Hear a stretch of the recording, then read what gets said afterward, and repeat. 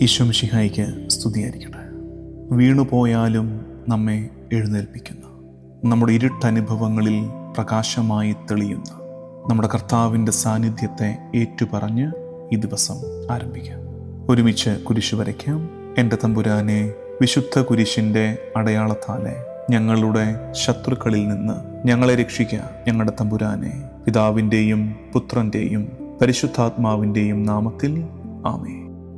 ആശയായി സൗഖ്യമായി മനസ്സിൽ നീ നിറയുമ്പോൾ, യേശുവേ മോചക കരുണ തൻ നാളമായി, തമസിലെൻ ദീപമായി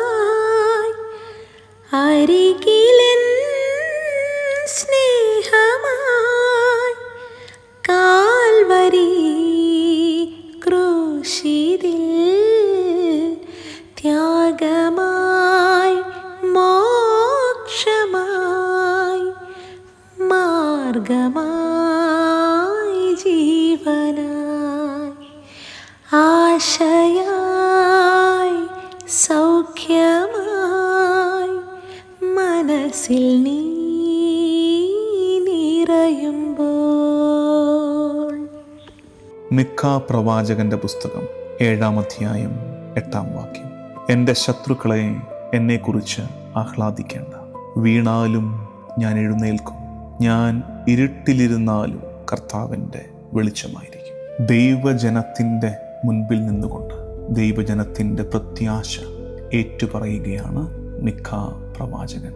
ഈ വാക്യം നിരാശയുടെ നിലവിളിയല്ല, മറിച്ച് പ്രത്യാശയുടെ പ്രഖ്യാപനമാണ്. ഇസ്രായേല് വീണു പോയിരുന്നിരിക്കാം, പക്ഷേ ദൈവം തൻ്റെ ഉടമ്പടിയിൽ നിന്ന് പിന്മാറിയിട്ടില്ല. 3 പ്രധാനപ്പെട്ട കാര്യങ്ങൾ ഈ വാക്യത്തിൽ വെളിപ്പെടുന്നുണ്ട്. സത്യസന്ധതയോടെ തൻ്റെ വീഴ്ചയെ ഇസ്രായേൽ ഏറ്റുപറയും. തൻ്റെ പാപാവസ്ഥയെ. വചനമൊരിക്കലും പാപത്തെ മഹത്വീകരിക്കുന്നില്ല, ദൈവത്തിൻ്റെ കരുണയെ തള്ളിപ്പറയുന്നുമില്ല. സത്യസന്ധതയോടെ വീണുപോയി എന്ന് ഏറ്റുപറയും. പാപത്തെക്കുറിച്ചുള്ള എളിമയോടും സത്യസന്ധതയോടുമുള്ള ഏറ്റുപറച്ചിൽ. 2ാമത്, പ്രത്യാശ കാണാൻ കഴിയും. ഐ വിൽ റൈസ്, ഞാൻ എഴുന്നേൽക്കും.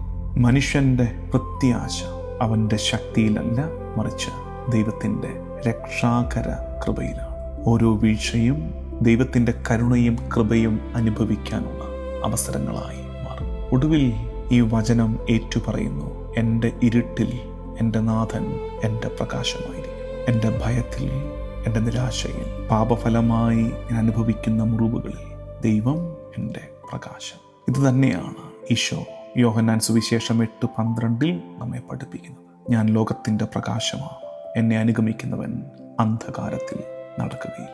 നമ്മുടെ ഓരോരുത്തരുടെയും ജീവിതത്തിൽ ഇരുട്ടിൻ്റെ ഒരു ഘട്ടമുണ്ട്. ചില നേരത്ത് നിരാശയുടെ ഇരുട്ട്, രോഗദുരിതങ്ങളുടെ ഇരുട്ട്, ഒറ്റപ്പെടലിൻ്റെ ഉത്കണ്ഠയുടെ അവ്യക്തതയുടെ ഇരുട്ട്.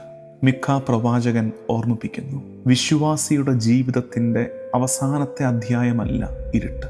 ക്രിസ്ത്യാനിയുടെ പ്രത്യാശ വീഴില്ല എന്നതല്ല, വീണാലും ദൈവം എന്നെ കൈവിട്ട് കളയില്ല എന്നതാണ്. നമുക്കൊന്നും കാണാൻ കഴിയാതെ പകച്ചു നിൽക്കുമ്പോഴും കർത്താവ് നമ്മുടെ വഴികളെ പ്രകാശിപ്പിക്കുന്നുണ്ടെന്ന് തിരിച്ചറിയാം. രാത്രിയെ പ്രഭാതം വെളിച്ചം കൊണ്ട് മായ്ച്ചു കളയുന്നത് പോലെ, ഇരുട്ടുമാറി പ്രകാശം പരക്കുന്നത് പോലെ, ശാന്തമായി ആരവങ്ങളില്ലാതെ ബഹളങ്ങളില്ലാതെ നമ്മുടെ ജീവിതത്തിലേക്ക് ദൈവകൃപ പടരുന്നുണ്ടെന്ന് തിരിച്ചറിയണേ. നമ്മുടെ ജീവിതത്തിൽ നിന്ന്, ദൈവത്തിൻ്റെ മക്കളുടെ ജീവിതത്തിൽ നിന്ന് എല്ലാ ബുദ്ധിമുട്ടുകളും ദൈവം മാറ്റും എന്നല്ല, മറിച്ച് ഏത് ഞെരുക്കത്തിലും കർത്താവ് കൂടെ ഉണ്ടാകും എന്നതാണ് അവൻ്റെ ഉറപ്പ്. ഏതിരുട്ടിനാൽ വലയം ചെയ്യപ്പെട്ട് നീ ഉഴലുന്ന നേരമാണിതെങ്കിലും തിരിച്ചറിയണേ, നീ ആയിരിക്കുന്ന ഇരുട്ട് അത് യാഥാർത്ഥ്യമാണ്, പക്ഷേ ദൈവത്തിൻ്റെ പ്രകാശം അതിനേക്കാൾ വലുതാണെന്ന് തിരിച്ചറിയണേ. നമുക്ക് പ്രാർത്ഥിക്കാം. കർത്താവും ദൈവവുമായ ഈശോ മിശിഹായേ, ഒരിരുട്ടിനും തോൽപ്പിക്കാൻ പറ്റാത്ത സത്യപ്രകാശമേ, ഞാൻ വീണു പോകുമ്പോൾ നിന്റെ കരുണയാലെ എന്നെ ഉയർത്തണേ. ഭയം എന്നെ പൊതിയുമ്പോൾ നിന്റെ സമാധാനം എന്നിൽ നിറയ്ക്കണമേ. കർത്താവേ, ഞാൻ കൺഫ്യൂസ്ഡായി പോകുമ്പോൾ നിൻ്റെ ജ്ഞാനം എന്നിൽ പകരണമേ. ദുഃഖത്തിൻ്റെ ഭാരം എൻ്റെ ഹൃദയത്തെ തളർത്തുമ്പോൾ നിൻ്റെ സാന്നിധ്യം എനിക്ക് ആശ്വാസമായി നൽകണമേ. ഈശോയെ, ലോകത്തിൻ്റെ പ്രകാശമേ, എൻ്റെ മുമ്പേ നടക്കണമേ. എൻ്റെ തീരുമാനങ്ങളെ പ്രകാശിപ്പിക്കണമേ. എൻ്റെ ബലഹീനതയിൽ ശക്തിയാകണേ. ഞങ്ങളുടെ ഭവനങ്ങളിൽ നീ പ്രത്യാശയും ആനന്ദവും നിറയ്ക്കണമേ.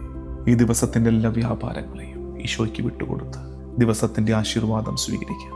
നമ്മുടെ കർത്താവ് ഈശോ മിശിഹായുടെ കൃപയും പിതാവായ ദൈവത്തിൻ്റെ സ്നേഹവും പരിശുദ്ധാത്മാവിൻ്റെ സഹവാസവും എന്നും എക്കാലവും കൂടെ ഉണ്ടായിരിക്കട്ടെ, ഇപ്പോഴും എപ്പോഴും എന്നേക്കും. ആമേൻ.